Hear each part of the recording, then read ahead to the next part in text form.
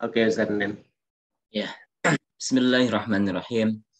Wahaikum tahiyatul Islam. Assalamualaikum warahmatullahi wabarakatuh. Waalaikumsalam warahmatullahi wabarakatuh. Alhamdulillahilladzi bi ni'matihi tatimmus shalihat. Alhamdulillah ala kulli hal. Alhamdulillahilladzi an'amana bi ni'matil iman wal Islam. Asyhadu an la ilaha illallah wahdahu la syarikalah wa asyhadu anna Muhammadan 'abduhu wa rasuluh la nabiyya ba'dah.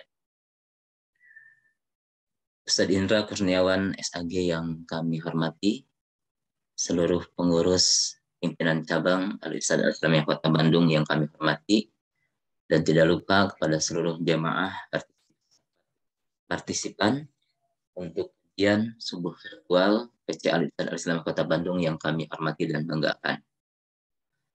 Sebelumnya marilah kita panjatkan puji syukur kehadirat Allah Subhanahu wa taala atas limpahan karunia nikmatnya. Allah masih memberikan usia kepada kita, tentunya di dalamnya diberikan kesehatan, diberikan waktu luang, sehingga dengan kesehatan dan waktu luang yang Allah berikan kepada kita, di pagi hari ini kita bisa bertatap muka secara virtual dalam kajian subuh virtual. Insya Allah untuk edisi yang ke-73 ini, kita akan melanjutkan kajian yang kemarin, meneladani perjuangan dakwah Rasulullah Sallallahu Alaihi Wasallam pada periode Madinah.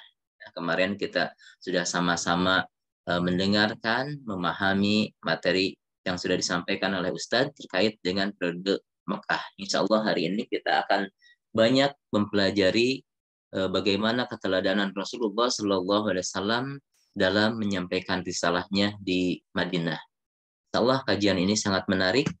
Namun tentunya di kesempatan yang baik ini, alangkah lebih baiknya kita akan optimalkan dengan membaca basmalah terlebih dahulu. Bismillahirrahmanirrahim. Jemaah virtual subuh yang dirahmati oleh Allah Subhanahu wa taala, mari kita sama-sama luruskan niat, sempurnakan ikhtiar untuk menyempurnakan kajian hari ini. Insya Allah optimal kita sampai jam 6.20. Insya Allah mudah-mudahan bisa dioptimalkan dengan tanya jawab. Namun sungguh sangat terbatas ya jika lihat materi ini, karena di dalam sirah nabawiyah, terutama bagaimana perjuangan Rasulullah Shallallahu Alaihi Wasallam di Madinah, itu sangat menarik bagi kita, apalagi ketika mempersaudarakan antara kaum muhajirin dan ansor gitu ya. Agar mengefektifkan waktu, mengingatkan kepada jemaah sekalian, silakan jika yang memungkinkan membuka videonya, memungkinkan dibuka, namun jika berhalangan bisa dikondisikan. Namun tentunya dalam adab-adab majelis berilmu, mari kita optimalkan agar ilmu yang disampaikan dapat bermanfaat untuk kita. Agar mengefektifkan waktu, langsung saja kepada Ustadz Indra Kurniawan SAG, kami persilahkan. Bismillahirrahmanirrahim. Assalamualaikum warahmatullahi wabarakatuh. Alhamdulillahirabbil alamin, wassalatu wassalamu ala asyrafil anbiya'i wal mursalin wa ala alihi wa sahbihi ajmain. Asyhadu an la ilaha illallah wahdahu la syarikalah wa asyhadu anna Muhammadan abduhu wa rasuluh la nabiyya ba'dah. Bapak Ibu hadirin hafizakumullah, sebelumnya mohon maaf ini saya tidak pakai peci karena ini sedang di kantor ini. Saya sedang mondok di kantor nih ceritanya gitu. Jadi belum sempat pulang dan akhirnya lupa ya nggak bawa peci. Mohon maaf nih kalau kurang berkenan ya. Baik Bapak Ibu sekalian, pertama kita memanjatkan puji dan syukur kehadirat Allah Subhanahu wa taala. Kemudian salawat dan salam semoga tetap tercurah kepada qudwah dan uswah kita, yakni Rasulullah Muhammad sallallahu alaihi wasallam. Mudah-mudahan salawat juga tercurah pada keluarga, sahabat dan para pengikutnya hingga akhir zaman. Seperti tadi sudah disebutkan ya oleh Ustadz Nden Mustafa sebagai pembawa acara, bahwa kita akan melanjutkan pembahasan sirah nabawiyah, yakni perjuangan Rasulullah Shallallahu Alaihi Wasallam di periode Madinah.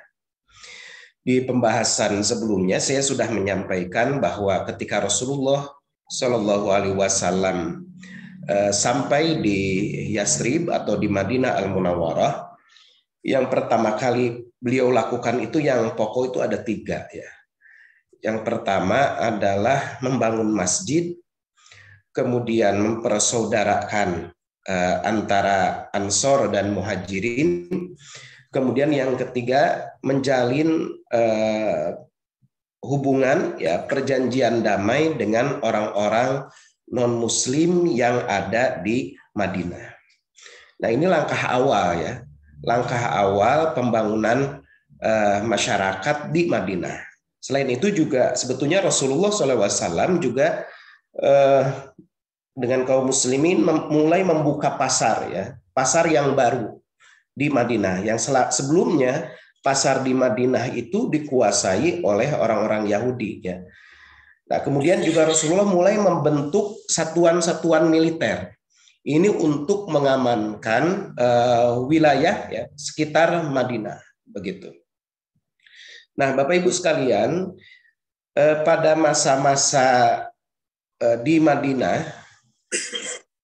yang dilakukan oleh Rasulullah adalah bagaimana itsbatul wujud ya.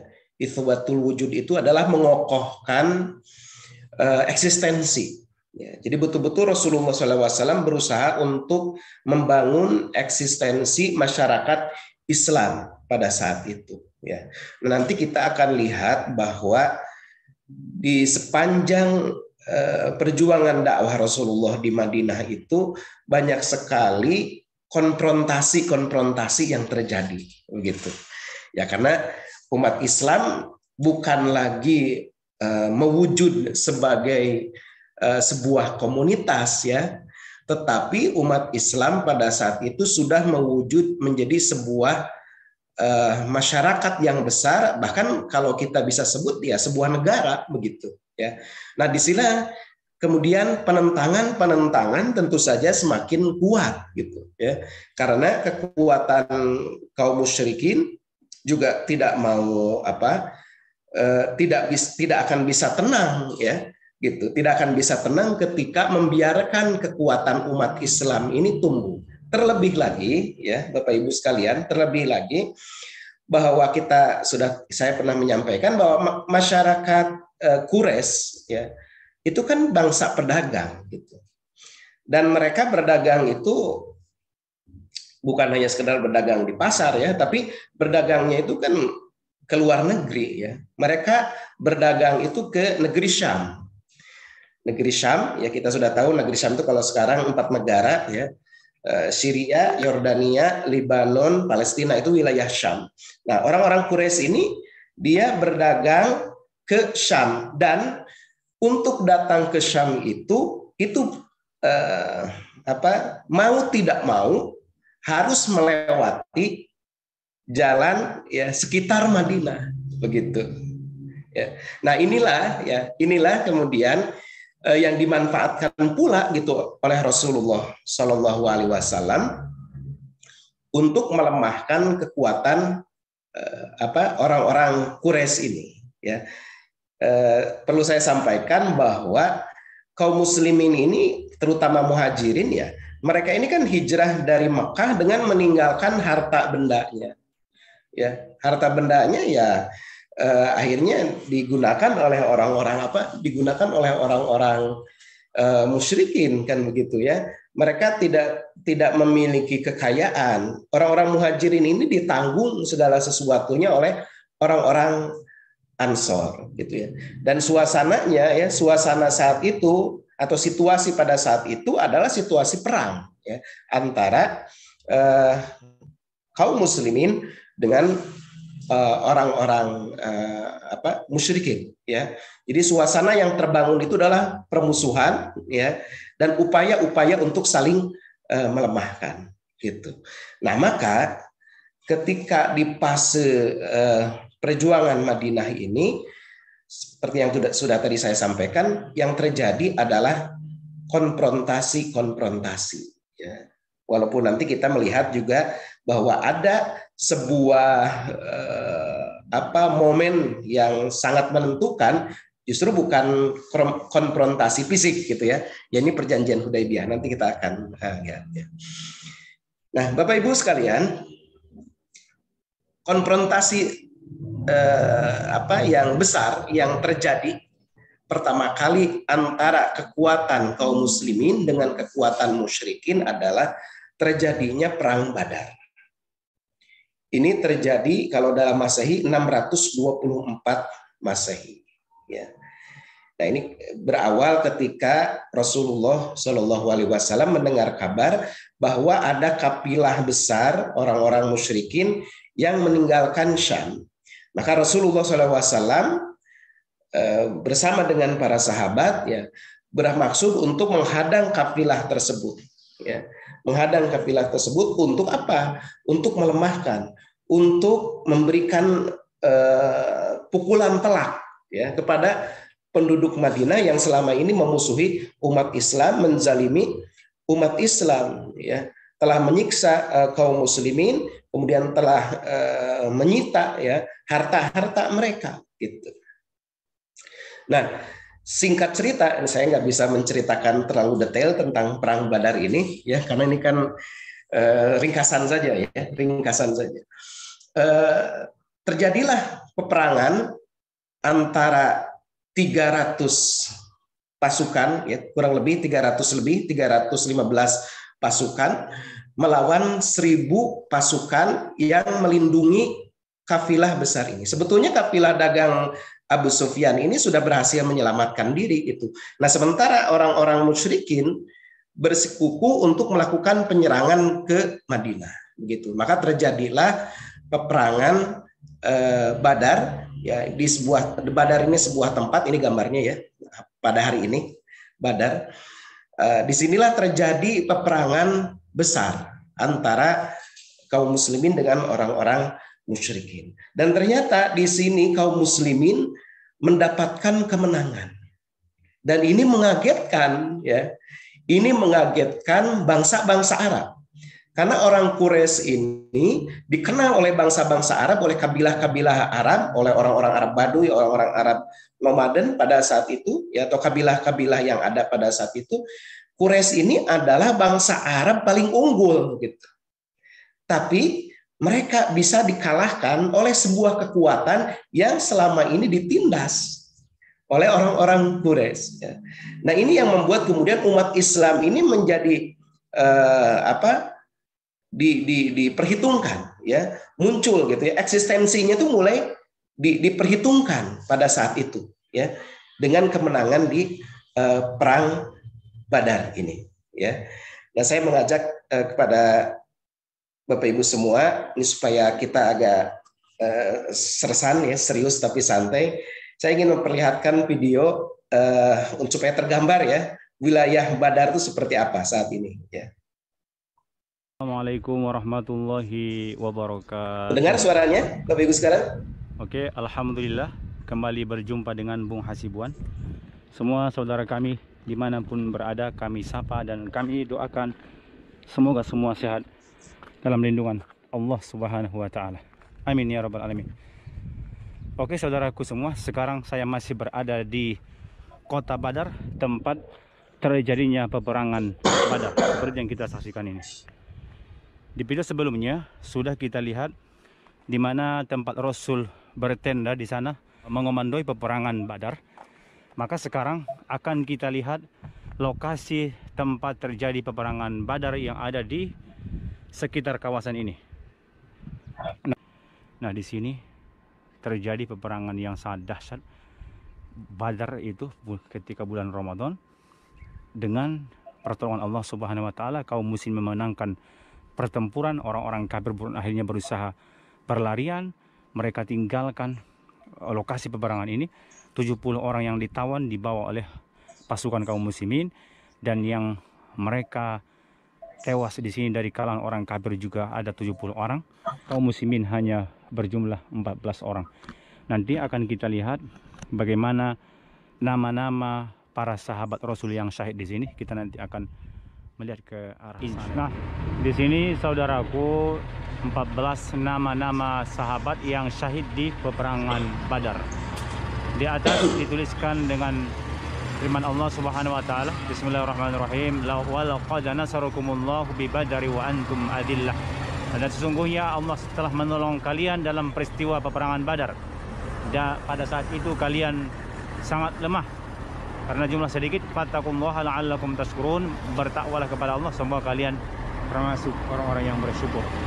Asma syuhada Ghazwah Badar, nama para syuhada Badar, nama sahabat yang syahid dalam peperangan Badar. Ada yang pertama Umair bin Abi Waqqas, Safwan bin Wahab, Dushimalain bin Abdu Amr, Mahja' bin Saleh, Aqil ibn al-Bakir, Ubaidah ibn al-Harith, Sa'd bin Qutaimah, ada Mubashir bin Abdul Munzir, Harithah bin Suraqah, kemudian ada juga Rafi' bin Mu'alla, kemudian Umair ibn al-Humam, Yazid ibn al-Harith, kemudian Muawiz bin al-Harith dan Auf ibn al-Harith radhiyallahu anhum jami'a. Amin ya rabbal alamin. Ya, itu gambaran ya. Semoga nanti kita semua bersama mereka di tempat yang terindah yang Allah janjikan. Pertama kali yang besar ya, pertempuran besar pertama kali antara kaum muslimin dengan orang-orang musyrikin Quraisy. Assalamualaikum.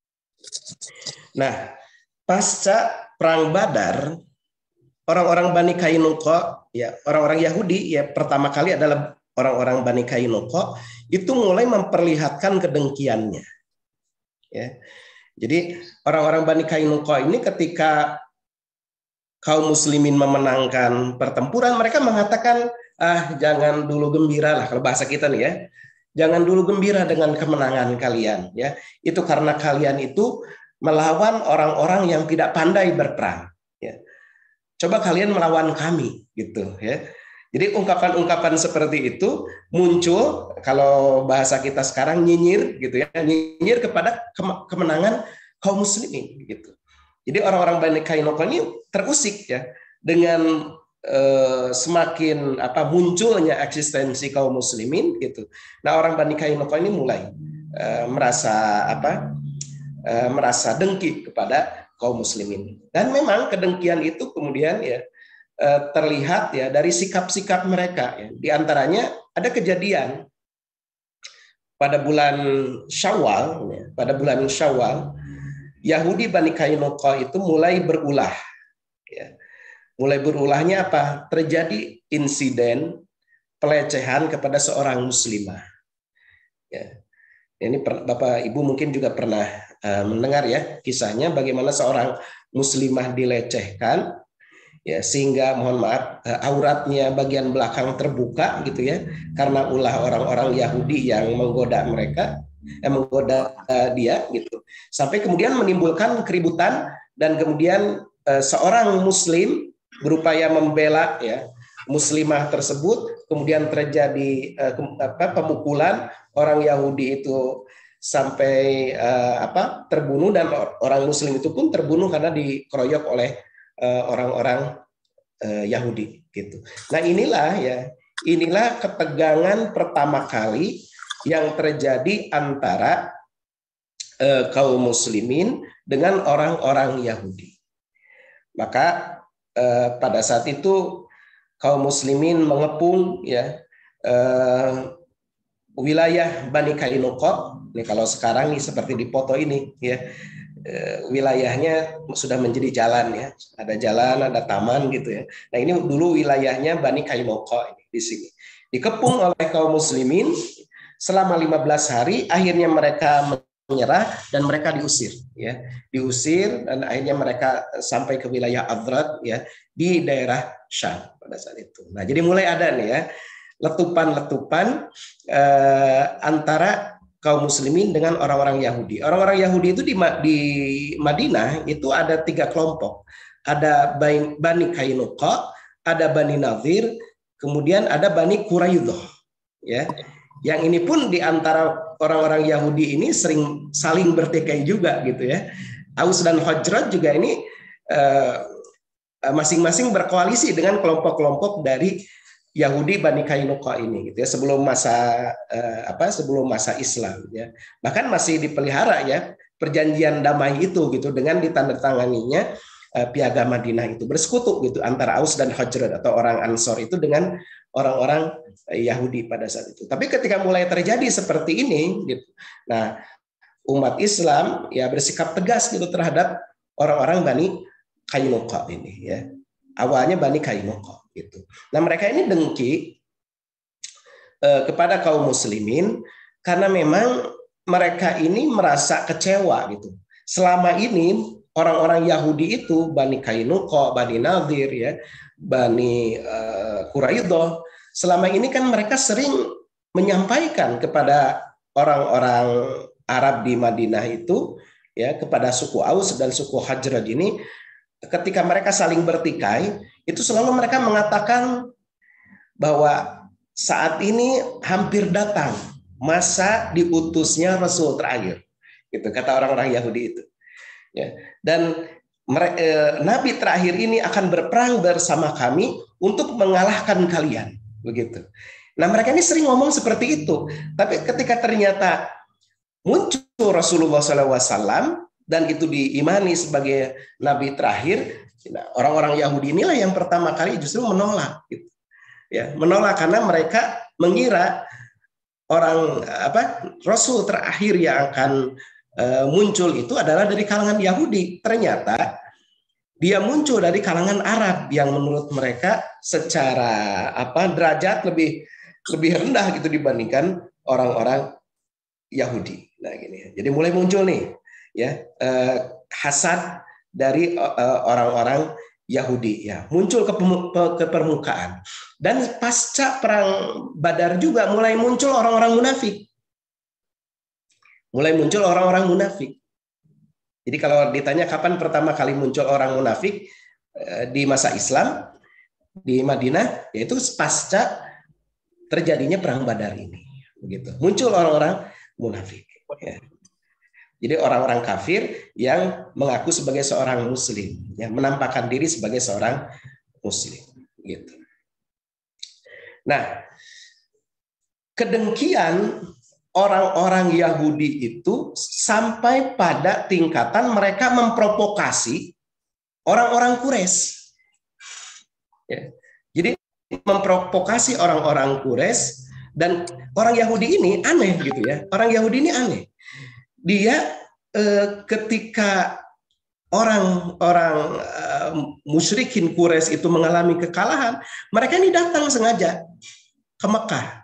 Datang ke Mekah, kemudian berempati, ya, merasa bersedih gitu. Padahal kalau dilihat dari sisi akidah, orang-orang Yahudi ini lebih dekat kepada kaum muslimin, gitu. Ya. Sama-sama memerangi penyembahan berhala sebetulnya, gitu ya. Sama-sama tidak setuju kepada penyembahan berhala, tapi karena kedengkian yang timbul di dalam diri mereka, justru mereka ini datang hanya sekedar untuk berempati dan kemudian memprovokasi agar agar orang-orang Quraisy ini melakukan tindakan balas dendam gitu kepada kaum muslimin. Nah, karena provokasi seperti ini dan juga memang dendam dari orang-orang Quraisy ini demikian besar gitu, akhirnya mereka pun memobilisir pasukan, ya, mereka bergerak mendekati Madinah, dan pada saat itu kaum muslimin bermusyawarah bagaimana cara menghadapi peperangan ini, apakah menghadapinya di dalam benteng Madinah, ya, ataukah menghadapinya di luar benteng Madinah. Jadi pada masa lalu itu untuk masuk ke kota Madinah itu dipagari oleh benteng, ya. Nah, Rasulullah dengan kaum muslimin bermusyawarah untuk memutuskan apakah perangnya itu akan dihadapi di luar benteng Madinah atau di dalam benteng Madinah, gitu. Nah, ini kan kita tahu kisahnya bagaimana kemudian para pemuda dan mereka yang tidak ikut di dalam perang Badar sangat bersemangat gitu untuk melakukan peperangan, dan akhirnya mayoritas saat itu kaum muslimin memilih untuk berperang di luar benteng. Maka terjadilah perang Uhud. Ya, di dalam perang Uhud ini Rasulullah akhirnya mengatur strategi, ya, 1.000 orang kaum muslimin, kemudian ada desersi 300 orang, jadi tinggal 700 menghadapi 3.000 ya pasukan orang-orang Quraisy, begitu ya. Nah, kemudian Rasulullah maka mengatur strategi menempatkan, nah ini bukit pemanah ini ya, Jabarumat, bukit ditempatkannya para pemanah oleh Rasulullah SAW. Ini menjadi strategi yang sangat jitu di putaran pertama ya di dalam perang Uhud. Rasulullah berpesan, jangan kalian turun apapun yang terjadi ya, sebelum ada komando tidak turun dari Jabarumat itu ya. Nah, tapi kita tahu bahwa kisah berikutnya yang terjadi adalah pasukan pemanah ini ketika mengira bahwa peperangan sudah selesai, mereka turun dan ikut serta mengambil ghanimah ya, membereskan ghanimah. Kemudian ada serangan balik yang dipimpin oleh Khalid bin Walid yang saat itu belum masuk Islam, dan terjadilah ya kerugian yang diderita oleh kaum muslimin dalam perang Uhud ini ya. Dalam tanda kutip kaum muslimin mengalami kekalahan, begitu. Nah, kita lihat ini ya, saya minta bantuan Ustadz Khalid Basalamah ini untuk menjelaskan tentang perang Uhud ya. Ini kita sudah sampai di Uhud. Ini gunung Uhud yang besar sana, yang besar, yang di atas. Itu kata Nabi SAW, Uhud adalah salah satu dari gunung-gunung surga. Dan juga kata Nabi SAW, Uhud kami mencintainya dan dia mencintai kami. Ini yang kecil di depan kita ini, bukit dikenal dengan Bukit Pemanah.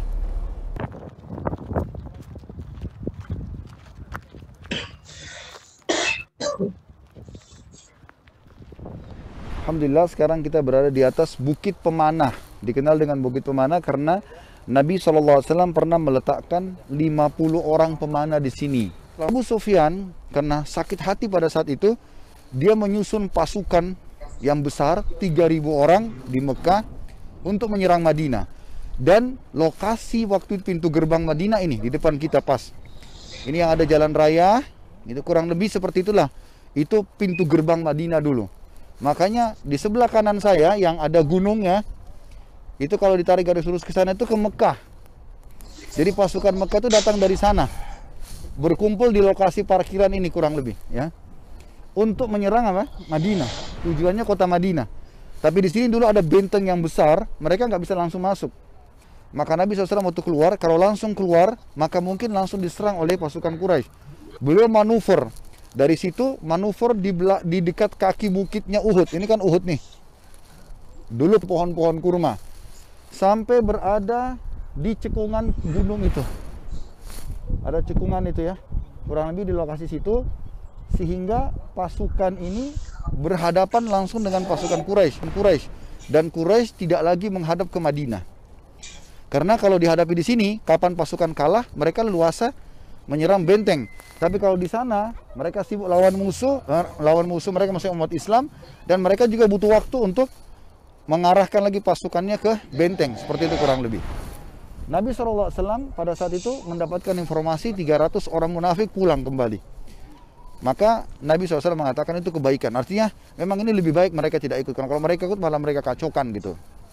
Sisa 700 orang melawan 3.000 orang. 700 orang ini 650 orang bersama Nabi SAW di sana, dan 50 orang di sini. Ini bukit. Kenapa saya ajak Bapak Ibu naik di sini? Karena ini adalah bukit bersejarah. Disinilah terjadi menang kalahnya umat Islam di perang Uhud. 50 orang ini Nabi SAW titip pesan. Ingat, waktu itu dipimpin oleh Abdullah bin Jubair. Bukan Abdullah bin Zubair ya, Jubair. Abdullah bin Zubair ada, Abdullah bin Jubair ada. Ini Abdullah bin Jubair radhiyallahu anhu. Dia pimpinan pemanah, dan ini memang adalah kalau kita zaman kita sniper semua ini. Memang mereka sangat mahir dan jarak tembak itu jauh sekali. Nabi SAW titip pesan, jangan turun dari bukit. Kami menang, kami kalah, tetap di situ sampai tunggu instruksiku. Mereka patuh, maka mulailah pada saat mulai mereka menyerang, orang-orang Quraisy sudah mau menyerang dan mereka tidak mau duel. Di perang Badar mereka duel. Tapi rupanya pada saat duel semua kesatria mereka kalah sama umat Islam. Di sini mereka sudah tidak mau terulang itu. Begitu melihat umat Islam jumlahnya cuma 650, ya kurang lebih seperempatnya mereka gitu kan. Maka mereka mau menyerang. Nah, zaman dulu peperangan itu menandakan mereka kuat atau tidak selama bendera masih berkibar. Makanya yang pegang bendera itu harus orang yang paling kuat dan harus ada beberapa orang. Satu terbunuh diganti yang lain, begitu terus. Bendera Quraisy di perang Badar jatuh dan mereka kalah. Di sini supaya tidak jatuh, mereka menyiapkan 11 orang pemegang bendera. Satu terbunuh harus diganti lagi dan itu hampir semuanya bersaudara. 10 orang bersaudara, satunya itu orang budak, seorang budak. Dan itu semua dari keluarga Nabi Muhammad SAW. Ya. Sengaja memang dari keluarga Nabi Muhammad SAW yang kafir untuk menunjukkan memang mereka tidak sejalan dengan Nabi Muhammad SAW. Yang jelas pada saat itu terjadilah peperangan yang luar biasa. Dan ada kiat-kiat yang dilakukan oleh Hamzah bersama ponakannya, yaitu Ali bin Abi Thalib, dan juga Zubair bin Awam, anaknya Sofia. Sofia adalah saudaranya Hamzah. Mereka bertiga dan ditambah satu lagi namanya Asim. Mereka sepakat 4 orang ini khusus menyerang pemegang bendera. Maka subhanallah dengan strategi itu terjadi kecamuk perang. 4 orang ini pergi menyerang. Terbunuhlah pemegang bendera pertama. Datang pemegang bendera yang kedua, dibunuh lagi. Terus begitu sampai 11-11-nya, mati semuanya. Maka dalam hitungan sekejap bendera Quraisy jatuh, diangkat. Ditambah lagi 5 orang pemanah di sini, satu kali lepas itu 50 panah. Dan kalau tepat sasaran berarti 50 orang mati gitu kan. Seperti itu, minimal luka. Maka akhirnya pasukan Quraisy terpukul mundur. Hanya saja dalam sejarah disebutkan dari 3.000 pasukan Quraisy sempat ada 200 pasukan berkuda terdiri dari anak-anak muda Quraisy dipimpin oleh Khalid bin Walid, khusus tidak ikut perang. Mereka diatur untuk melihat peperangan saja. Kapan ada kesempatan menyerang umat Islam, mereka akan melakukan itu. Nah, pasukan itu kurang lebih berada di lembah yang ada jembatan ini. Ya, yang sekarang ada air itu, ya. Kurang lebih di situ posisinya. Ya. Tapi mungkin di zaman itu agak ke dalam. Dan mungkin jalan aspal ini mungkin masih ada pebukitan sehingga tidak kelihatan oleh pemanah di sini. Nah, terjadilah pada saat kocar-kacir pasukan Quraisy di sini, amburadul semuanya kena mereka lari, dan orang Arab ini paling pantang meninggalkan kaum wanita mereka. Mereka tidak mungkin, kan lebih baik mati daripada tinggalin perempuan. Tapi pada saat itu karena kocar-kacirnya sampai mereka meninggalkan kaum wanita mereka. Meninggalkan banyak harta, pedang, perisai, mereka buang semua. Supaya mereka bisa lari, mereka supaya tidak berat dibuang semua. Nah, umat Islam yang 650 orang ini datang ke sana, sebagian mengejar pasukan Quraisy, sebagian mengumpulkan harta rampasan perang. Nah, waktu lagi ngumpulin ghanimah, rupanya 43 orang dari yang 50 di sini itu tertarik. Niatnya bukan buruk, niatnya mau membantu ngumpulin ghanimah karena banyaknya ghanimah. Mereka bukan mau ambil, mereka tahu hukum tidak boleh ambil, gitu kan? Lalu mereka bilang, ayo kita turun, kita bantu saudara-saudara kita. Abdullah bin Jubair radhiyallahu anhu sempat bilang, jangan. Rasulullah SAW titip pesan, menang kalah tetap di bukit, nggak boleh sama sekali. Tapi mereka bilang, sudah tidak ada, lihat musuh kosong, sudah kembali ke Mekah. Intinya mereka membangkang 43 orang ini dalam mereka ikut memungut-munguti ghanimah. 200 pasukan kuda Quraisy di sini yang dipimpin Khalid bin Walid itu belum masuk Islam, melihat kekuatan umat Islam itu ada di sini. Karena ini sniper-snipernya gitu kan. Karena mereka berkurang jadi 7 dari kejauhan, dilihat Khalid bin Walid manuver dari lembah itu naik ke atas bukit ini membunuh 7 orang di sini. Mati semua, mati syahid semua 7 itu. Kemudian setelah itu hilanglah kekuatan umat Islam di sini. Lalu kemudian mereka turun, mereka memecahkan lagi pasukannya. Ada yang menyerang ke arah Nabi Muhammad SAW. Jadi Nabi Muhammad SAW tidak ikut dalam kancah peperangan, beliau ada di pojok sana, gitu kan, sambil berdoa kepada Allah Subhanahu Wa Taala gitu. Kemudian didekatilah ke sana dan sebagian lagi menyerang umat Islam dari belakang. Ya. Nah mereka menyerang, kemudian ada di antara mereka mendirikan bendera Quraisy kembali. Sehingga yang 2.800 yang tadi kocar kacir, berapa orang terbunuh, melihat bendera mereka berdiri kembali lagi. Sehingga umat Islam yang 650 itu berada di tengah-tengah, terhimpit. Gitu kan? Nah, di situ mulai banyak korban pada saat itu. Banyak korban. Ya. Nah, setelah kekalahan di Uhud, Bapak Ibu sekalian, ini kabilah-kabilah Arab ini jadi bertingkah. Mereka semakin berani untuk melawan kaum muslimin. Nah, inilah terjadi peristiwa Raji dan Bi'ru Maunah. Ya. Peristiwa Raji dan Bi'ru Maunah ini adalah dibunuhnya. Peristiwa Raji itu adalah dibunuhnya utusan dakwah, ya, para dai yang jumlahnya kalau tidak salah sekitar 6 orang, ya, dibunuh oleh orang-orang Arab Baduy pada saat itu. Kemudian terjadi juga terjadi peristiwa Bi'ru Maunah. Di Bi'ru Maunah ini jumlah korbannya lebih banyak lagi, ya. Lebih banyak lagi. Di sini puluhan dai dibunuh, gitu. Nah, mereka ini mengecoh, ya, meminta Rasulullah SAW untuk mendatangkan dai. Ternyata ketika mereka datang, mereka dibunuh. Nah, disinilah Rasulullah SAW, ya, begitu bersedih, ya, dan orang-orang Arab ini ketika, ya, pasca kekalahan di Uhud ini semakin berani, ya. Juga pada masa ini sampai memang orang-orang Bani Nadir, nah ini mulai Yahudi, ya, Yahudi Bani Nadir pun melakukan perencanaan pembunuhan kepada Rasulullah SAW. Jadi sepulangnya setelah peristiwa Bi'ru Maunah, ada dari salah seorang dai yang bisa meloloskan diri ketika dia bertemu di tengah jalan dengan orang rombongan yang sebetulnya baru pulang dari Madinah, ya. Lalu sudah mendapatkan jaminan keamanan dari Rasulullah, kemudian dibunuh karena dikira ini adalah bagian dari komplotan yang tadi melakukan pembunuhan kepada para sahabat Rasulullah. Karena itulah Rasulullah kemudian akan membayar diat. Kemudian Rasulullah karena tidak memiliki untuk membayar diat itu, meminta bantuan kepada Bani Nadir, ya. Rasulullah datang ke perkampungan Bani Nadir, tapi di perkampungan Bani Nadir orang-orang Yahudi malah merencanakan pembunuhan Rasulullah, ya. Mereka merencanakan untuk melemparkan gilingan gandum ke kepala Rasulullah agar Rasulullah terbunuh, begitu. Nah, maka Bani Nadir pun kemudian ditindak, ya, oleh kaum muslimin, ya. Mereka pun akhirnya terusir, ya, Bani Nadir ini. Jadi mulai nih sedikit satu demi satu kelompok Yahudi ini disingkirkan, ya, karena ulah mereka sendiri melakukan pengkhianatan terhadap perjanjian damai, ya.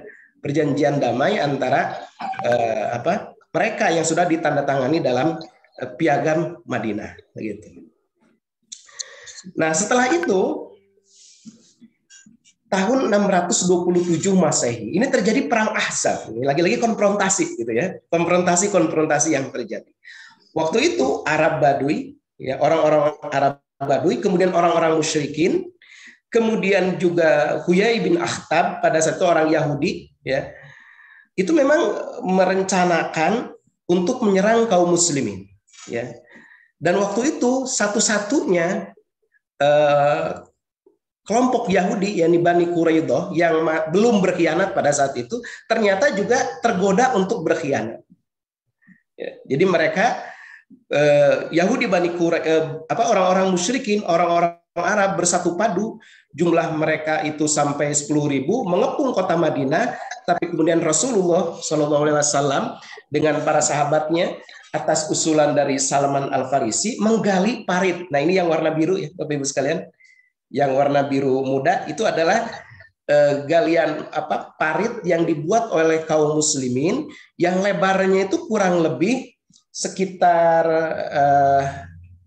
5 meter, ya, kalau tidak salah 5 meter, ke bawahnya itu sekitar 4 meter, dan panjangnya itu kurang lebih 5 km, ya, 5 km. Artinya supaya pasukan berkuda tidak bisa melintas, begitu. Nah, ini luar biasa, ya. Dalam waktu sepekan ya, melakukan penggalian seperti itu. Dibagi orang-orang berkelompok, setiap 10 orang memiliki tugas satu kelompok itu untuk menggali sekian panjangnya gitu ya. Nah, sampai akhirnya dalam sepekan bisa berhasil tuh ya, dalam panjang 5 km. Dan kita bayangkan bahwa tanahnya bukan tanah gembur kayak di Indonesia gitu ya. Tetapi tanah yang digalinya itu kan tanah batu ya, tanah yang berbatu gitu. Nah, ini luar biasa ya, perjuangan Rasulullah dengan para sahabatnya. Sementara Yahudi Bani Quraidah itu dari belakang, mereka menunggu. Ya ada di belakang di dalam kota Madinah kan gitu. Tapi dari arah belakang, kalau pasukan musyrikin itu bisa menyerang, kemudian mereka pun akan gabung gitu, akan gabung untuk memerangi kaum muslimin. Dan disinilah ya orang-orang Yahudi Bani Quraidah itu menghadapi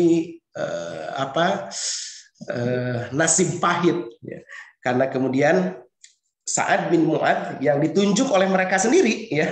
Sa'ad bin Mu'adz ketika Rasulullah itu menyerahkan kepada mereka, mau seperti apa keputusannya ya, akan diserahkan kepada Rasulullah atau kepada orang yang mereka tunjuk. Ternyata mereka menunjuk kepada Sa'ad bin Mu'adz ya, sahabat Rasulullah. Sa'ad bin Mu'adz kemudian memutuskan bahwa orang-orang Yahudi Bani Quraidah ini mereka harus dieksekusi ya. Mereka harus dieksekusi.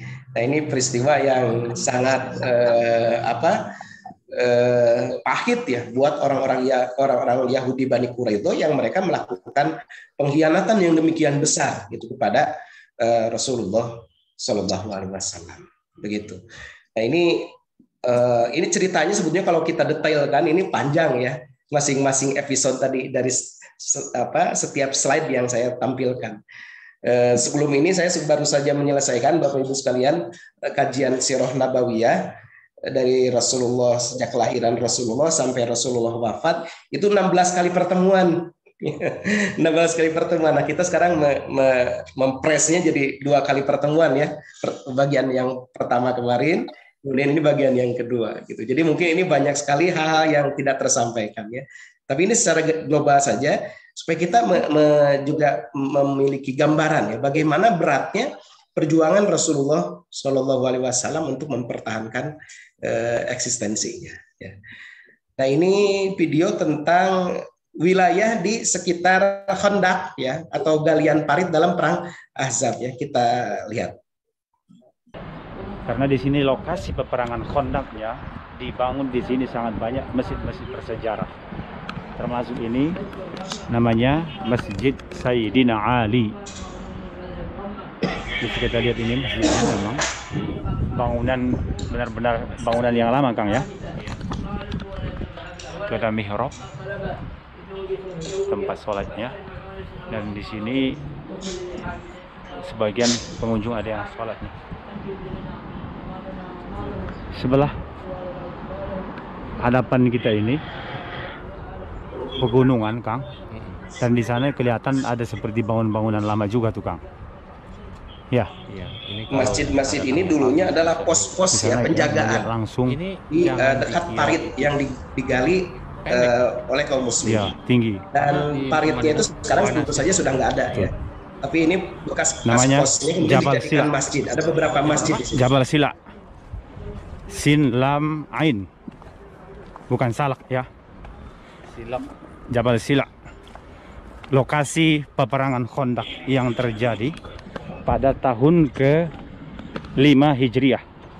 Waktu itu peperangan ini terjadi karena orang-orang kafir Quraisy Makkah dengan Yahudi yang ada di Madinah ini menjadi satu koalisi besar, sehingga mereka berjumlah 10.000 pasukan Kang. Dan kaum muslimin ketika itu hanya berjumlah 3.000. Jauh banget ya. Iya, jauh, dari segi jumlah sangat jauh. Maka sangat banyak musuh ketika itu, sehingga Rasul pun bermusyawarah dengan para sahabat bagaimana strategi menghadapi musuh yang sangat banyak.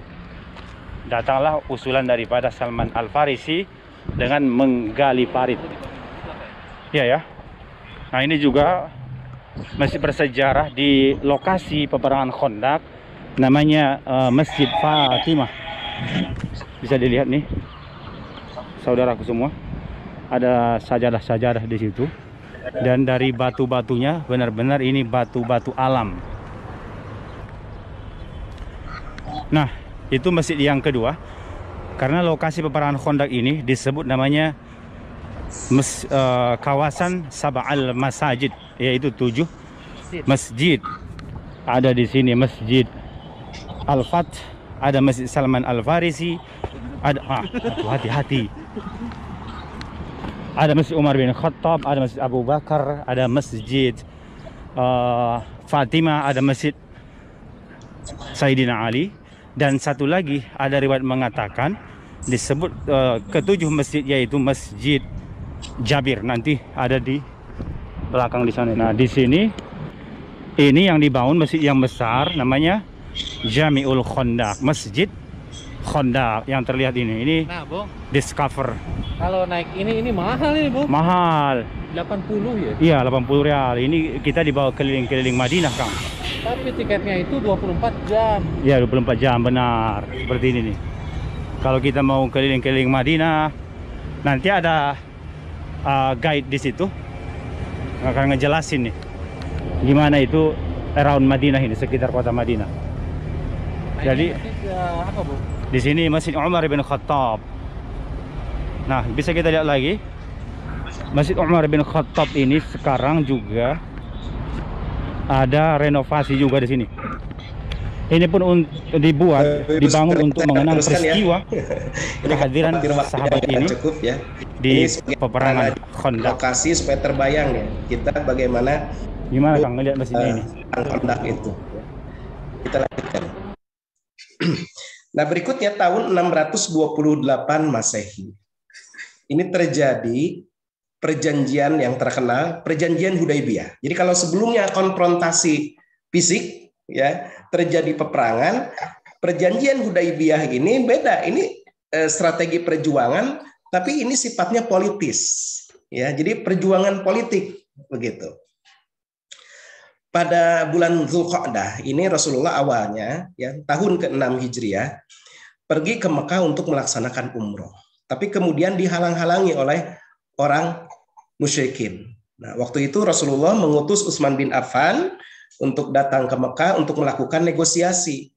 Ternyata lama Utsman ini tertahan di Mekah sehingga kaum muslimin mengira ini terjadi apa-apa kepada Utsman bin Affan. Sementara Rasulullah juga tidak mendapatkan wahyu tentang apa yang terjadi kepada Utsman bin Affan. Maka Rasulullah pada saat itu meminta komitmen dari para sahabat ya saat itu yang ikut umroh pada saat itu untuk berbaiat ya, untuk berbaiat siap berperang membela Utsman bin Affan ya, karena ada terdengar kabar bahwa Utsman ini dianiaya bahkan dibunuh begitu. Nah, jadi Rasulullah mengambil baiat dari para sahabat untuk siap berperang ya, untuk siap berperang. Nah, tapi kan ternyata Utsman ini hanya sempat tertahan saja. Dan orang Quraisy waktu itu berupaya untuk menahan kaum muslimin untuk apa? Untuk menjaga untuk menjaga izahnya ya, kewibawaannya. Karena nanti orang-orang akan mengatakan ya orang Quraisy ini nggak bisa berbuat apa-apa ketika kaum muslimin datang ke Mekah gitu. Nah, dengan kaum muslimin ditahan itu seolah-olah untuk memperlihatkan bahwa orang-orang Quraisy itu punya otoritas ya.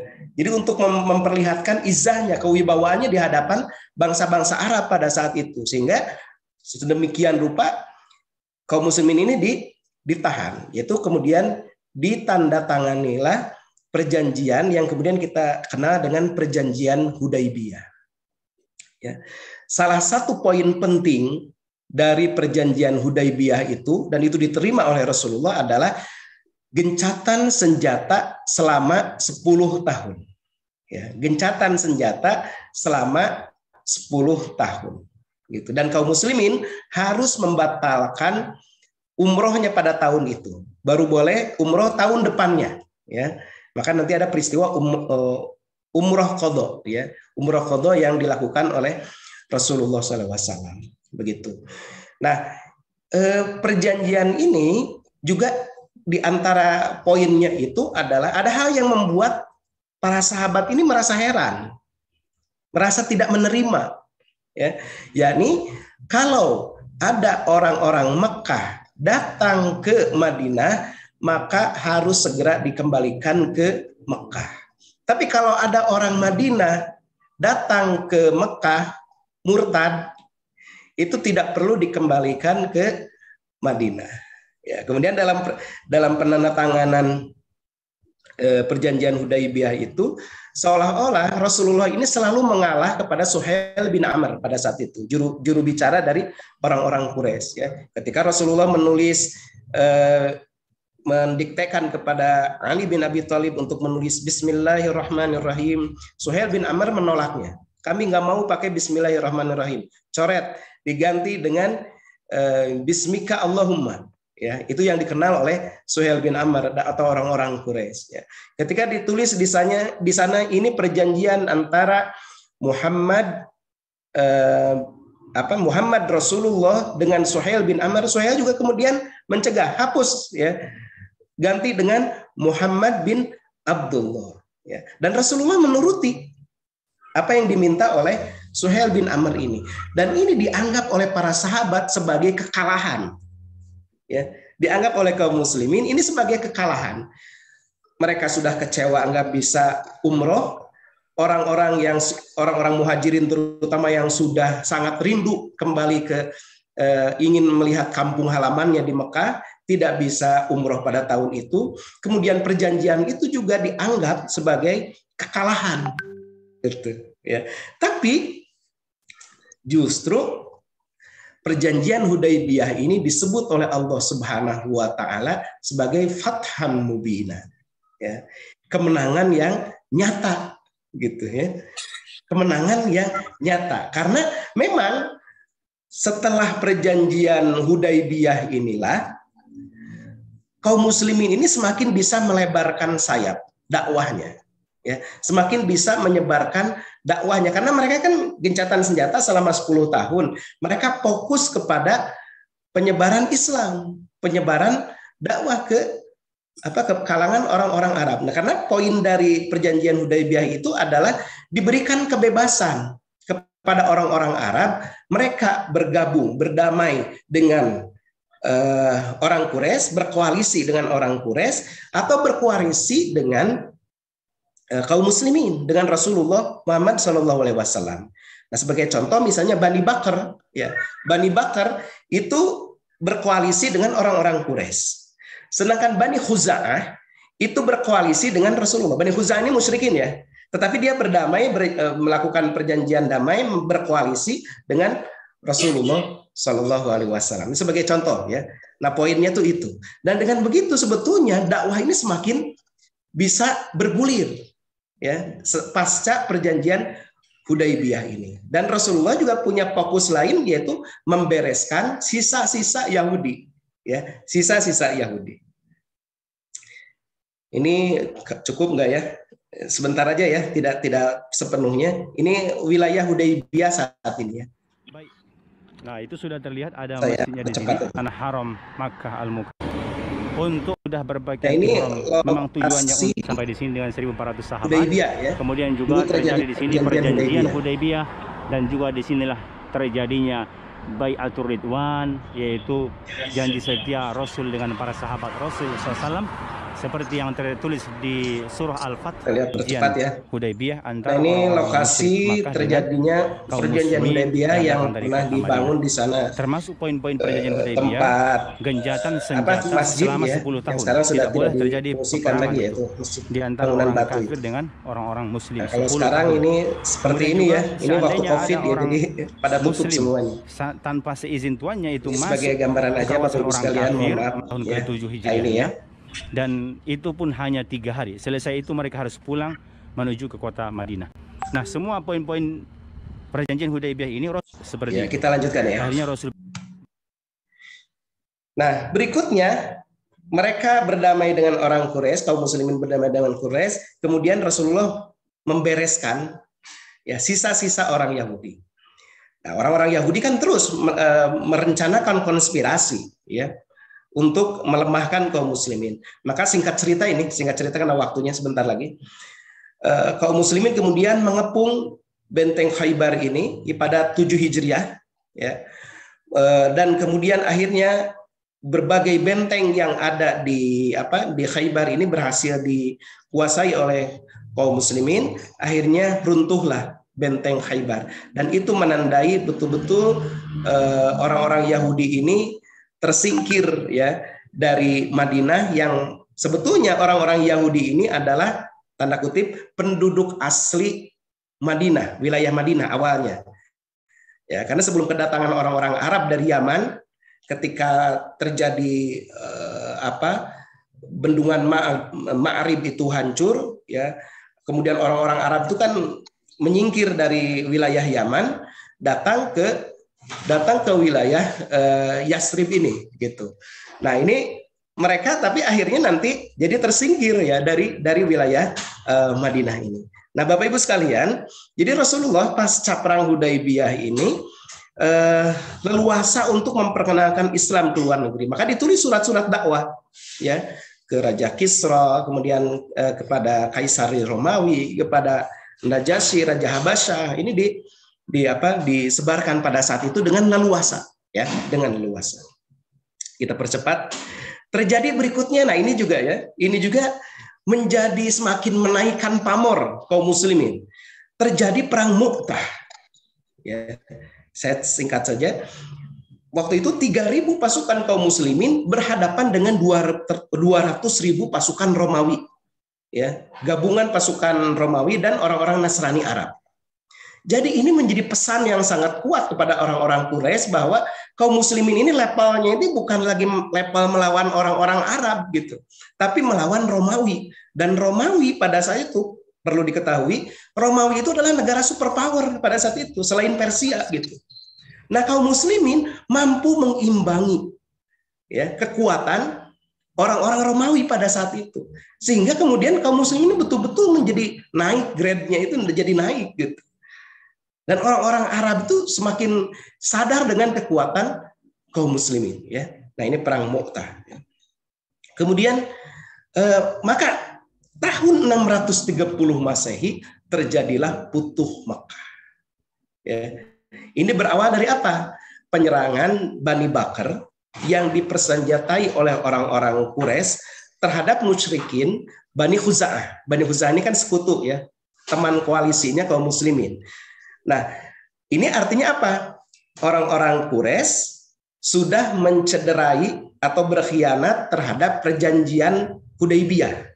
Maka ini yang menjadikan alasan Rasulullah untuk menyerang Makkah pada saat itu, dan terjadilah Futuh Makkah. Rasulullah dengan 10.000 pasukan pada saat itu, lihat ya pertambahan jumlah setelah ketika perjanjian Hudaybiyah itu kaum muslimin dalam perang Ahzab 3.000 ya, 3.000 pasukan yang bisa disiapkan gitu. Kemudian ketika Futuh Makkah sudah menjadi 10.000 yang bisa disiapkan. Ini karena apa? Karena penyebaran dakwah ya, penyebaran dakwah pasca perjanjian Hudaybiyah. Nah, akhirnya singkat cerita berhala-berhala bisa dihancurkan di Mekah pada saat itu, dan penduduk Mekah pun memeluk Islam ya. Berikutnya terjadi perang Hunain. Jumlah kaum muslimin sangat besar, 12.000 ya, 12.000. Kemudian perang melawan Bani Hawazin dan kabilah Thaqif, sempat terjadi kekalahan pada kaum muslimin, terdesak, tapi kemudian kaum muslimin bisa melakukan serangan balik dan bisa memenangkan pertempuran ya. Kabilah Thaqif melarikan diri, berlindung di benteng-benteng, sampai akhirnya beberapa bulan kemudian mereka juga masuk Islam ya, Bani Thaqif. Ini wilayah terjadi perang Hunain ya. Ini gambar yang tampil ini. Nah, ini mohon maaf nih, saya lewat saja yang ini. Ya, kemudian terjadi perang Tabuk ya, tahun 631 Masehi ya. Ini melawan apa? Melawan Romawi ya. Kaum muslimin 800 km berjalan dari Madinah mendatangi wilayah Tabuk, walaupun tidak terjadi pertempuran ya. Ini sekali lagi semakin menunjukkan ya kepada orang-orang Arab pada saat itu bahwa kaum muslim ini benar-benar memiliki kekuatan yang sangat prima ya. Jadi lawannya itu udah negara superpower, bukan lagi kalangan bangsa Arab. Ya. Kemudian mulailah tuh di sini ya, utusan dari Najran datang, melakukan dialog. Kemudian akhirnya mereka takluk kepada kaum muslimin, bersedia membayar jizyah. Ini jizyah pertama di dalam Islam ya. Jadi negara pertama yang memberikan jizyah kepada kaum muslimin. Nah, setelah itu yang terakhir Rasulullah melaksanakan haji wada ya, melakukan haji wada tahun ke-10 Hijriah ya. Rasulullah melakukan haji wada dan sepulang dari haji wada itu mulai Rasulullah sakit-sakitan sampai akhirnya pada bulan Safar tahun 11 Hijriah Rasulullah semakin berat sakitnya dan akhirnya beliau wafat pada usia 63 tahun ya. Laqad kana lakum fi Rasulillahi uswatun hasanah. Ayat ini turun ya berkaitan dengan perjuangan Rasulullah. Jadi ini laqad kana lakum fi Rasulillahi uswatun hasanah itu diturunkan dimuat di dalam Quran surat At-Taubah. Yang ayat sebelumnya tentang peperangan, ayat setelahnya pun tentang peperangan. Kata para ulama tafsir, ayat ini adalah menggambarkan kepada kita atau mengajak kepada kita untuk meneladani Rasulullah, bagaimana perjuangan Rasulullah di dalam jihad, juga dalam seluruh aspek kehidupan yang lainnya. Bagaimana Rasulullah dengan teguh, dengan kokoh, ya, terus menjalankan amanahnya, menyampaikan dakwah sejak periode Makkah sampai periode Madinah, sampai umat Islam kemudian betul-betul kokoh di Jazirah Arab pada saat itu, dan di masa-masa berikutnya nanti semakin menyebar ya ke seluruh penjuru bumi hingga juga sampai ke negeri kita ini, ke wilayah Nusantara ini ya. Aku qouli hadza wa astaghfirullah li wa lakum. Assalamualaikum warahmatullahi wabarakatuh. Waalaikumsalam warahmatullahi wabarakatuh. Masya Allah, jazakumullah khairan katsiran Ustaz Indra.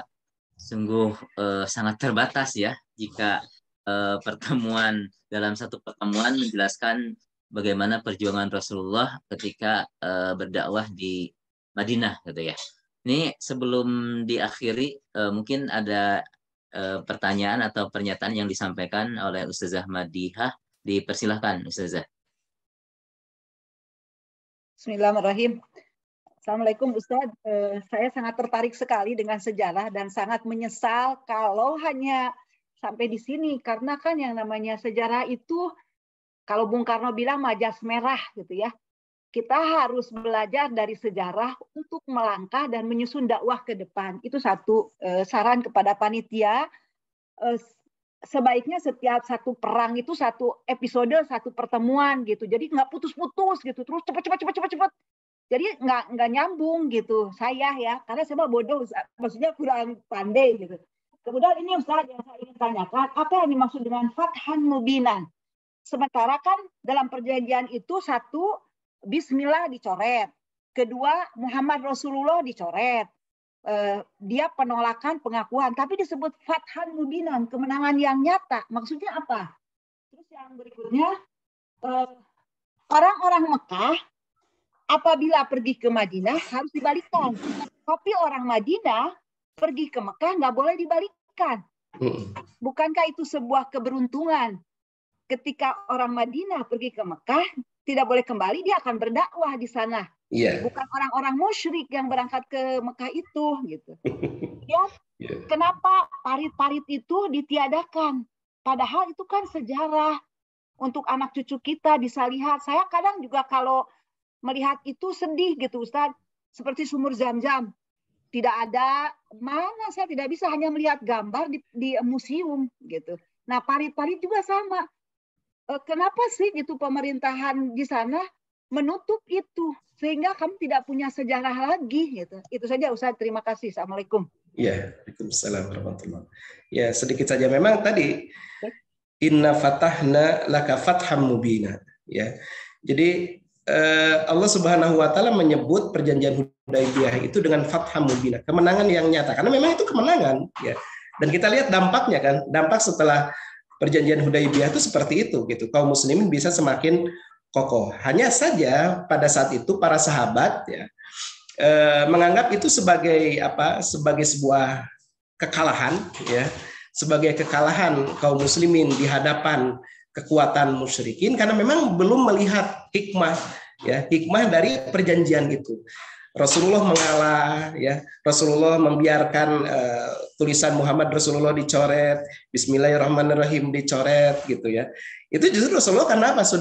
Rasulullah kan ketika Umar bin Khattab bertanya, Rasulullah, bukankah kita ini berada di pihak yang benar dan mereka itu salah?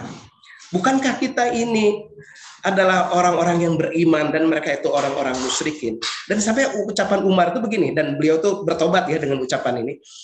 Sampai mengatakan, ya Rasulullah, bukankah engkau ini utusan Allah? Gitu. Sampai begitu, kayak Umar itu saking kesalnya gitu dengan perjanjian Hudaybiyah itu. Kemudian kata Rasulullah, ya benar Umar, saya ini utusan Allah dan aku tidak akan mungkin bermaksiat kepada Allah. Artinya perjanjian Hudaybiyah itu adalah perintah dari Allah gitu. Ya bisa jadi Rasulullah pun pada saat itu mungkin belum membaca secara jauh ke depan, ya, bisa jadi gitu ya. Tapi itu perintah Allah, saya tidak mungkin bisa bermaksiat kepada apa yang telah diperintahkan gitu. Ya, hanya Abu Bakar kan, hanya satu orang aja Abu Bakar gitu yang pokoknya menerima aja gitu. Menerima walaupun juga mungkin belum paham pada saat itu gitu ya. Dan betul-betul dampaknya kita lihat kenapa itu disebut sebagai Fathah Mubinah itu ya. Dan betul tadi kata Ibu, ketika orang Mekah datang ke Madinah datang ke Madinah harus dikembalikan gitu. Kalau orang Madinah orang Mekah orang Mekah datang ke Madinah harus dikembalikan ke Mekah, sedangkan orang Madinah datang ke Mekah tidak perlu dikembalikan ke Madinah. Betul tadi kata Ibu gitu. Kalau orang Madinah datang kalau orang Madinah datang yang murtad datang ke Mekah gitu ya, datang ke Mekah ya dia nggak apa-apa, dia murtad ini gitu ya. Tapi kalau orang Madinah orang Mekah yang datang ke Madinah masuk Islam kemudian harus dikembalikan lagi, dia berdakwah di sana gitu ya. Itu kenapa itu jadi diterima gitu ya oleh dalam perjanjian itu. Nah, tentang kajian ini memang tadi saya sebutkan, ini saya untuk Sirah Nabawiyah ini saya sudah sebelumnya baru saja selesai ya. Bapak Ibu sekalian, baru saja selesai kajian 16 pertemuan gitu. Sirah Nabawiyah ini 16 pertemuan tadi dengan dilengkapi, alhamdulillah dilengkapi dengan video-video tadi ya. Jadi supaya kita tergambar gitu situasi, kondisi, bagaimana beratnya perjuangan, banyak sekali itu. Video-videonya banyak sekali gitu ya. Kalau mau secara khusus boleh gitu ya. Kalau diminta. Kemudian apalagi tadi, wilayah daerah-daerah di sana banyak yang sudah nggak tahu hilang atau dihilangkan ya. Ya kalau Honda kan sekarang ini sudah jadi jalan itu ya. Jadi galian parit itu yang kan menghalangi wilayah Madinah, mungkin ya tidak dibiarkan karena ya sejak masa itu pun mungkin sudah mulai ditimbun ya, walau alam bisawab ya. Daerah tempat-tempat bersejarah yang lain juga memang kalau kitanya enggak meneliti ya, tidak meneliti, karena banyak yang nggak sadar juga kan gitu ya. Ini rumah, misalnya ini rumahnya dulu tempat rumah Arqam bin Abil Arqam. Sekarang itu sudah jadi eskalator, ya, wilayah eskalator di Masjidil Haram gitu. Padahal itu dulu itu lokasi di mana terjadinya lokasi dari Arqam bin Abil Arqam. Masuk Islamnya Umar bin Khattab di situ gitu ya, untuk mengenang itu kan makanya di situ dikasih nama Babul Arqam ya, di Masjidil Haram itu. Kemudian ada tempat disiksanya syahidah pertama ya, Sumayyah gitu. Kuburan yang dekat sebetulnya dengan Masjidil Haram. Nah, banyak tempat-tempat bersejarah yang kalau kita tidak meneliti atau kita tidak belajar dulu sebelumnya mungkin kita blank. Ya, tapi kalau kita tahu sejarahnya, kita akan lebih merasakan gitu. Ketika datang ke Mekah, datang ke Madinah itu lebih merasakan gitu ya. Ada suasana yang berbeda ketika kita tahu kan gitu ya. Ini dulunya lokasi ini lokasi ini tergambar kepada kita gitu. Wallahu alam bisawab. Gitu, mungkin waktunya sudah habis ya. Ya, jazakumullah khairan Ustaz atas ilmu yang disampaikan. Mudah-mudahan nanti menjadi satu masukan ke depannya terkait bagaimana kajian ke depan, ada tambahan mungkin dalam sebulan seakan disisipkan tentang sirah. Tentunya jika kita mempelajari tentang sirah ini sungguh tidak cukup dengan 1-2 kali pertemuan gitu ya. Insya Allah mudah-mudahan ilmu yang disampaikan bermanfaat dan memberikan gambaran kepada kita walaupun hanya singkat, namun bisa tergambar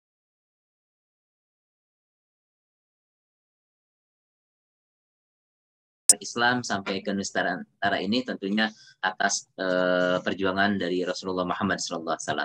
Alhamdulillah, jazakumullah khairan kepada semua jemaah yang masih mengikuti sampai akhir. Tentunya kami haturkan jazakumullah khairan atas sanul jazal Ustaz atas ilmu yang disampaikan, mudah-mudahan bermanfaat bagi kita semua dan memberikan wawasan, menguatkan kepada kita terutama di Rabiul Awal ini, menjadikan satu keteladanan dari Rasulullah sebagai uswah dan kedua bagi kita semua. Amin ya Allah ya rabbal alamin. Mari kita akhiri majlis ini dengan sama-sama membaca istighfar, hamdalah dan doa majlis. Astagfirullahaladzim, alhamdulillahirabbil alamin, subhanakallahumma wa bihamdika, asyhadu an la ilaha illa anta, astagfirullah wa atubu. Terima kasih sekali lagi untuk semua jamaah sekalian. Mudah-mudahan di kesempatan pekan-pekan kita akan sama-sama kembali dalam kajian subuh yang rutin kita laksanakan. Sekian, assalamualaikum warahmatullahi wabarakatuh. Waalaikumsalam warahmatullahi wabarakatuh. Hatur nuhun kasadayana, pamit. Nah, turun.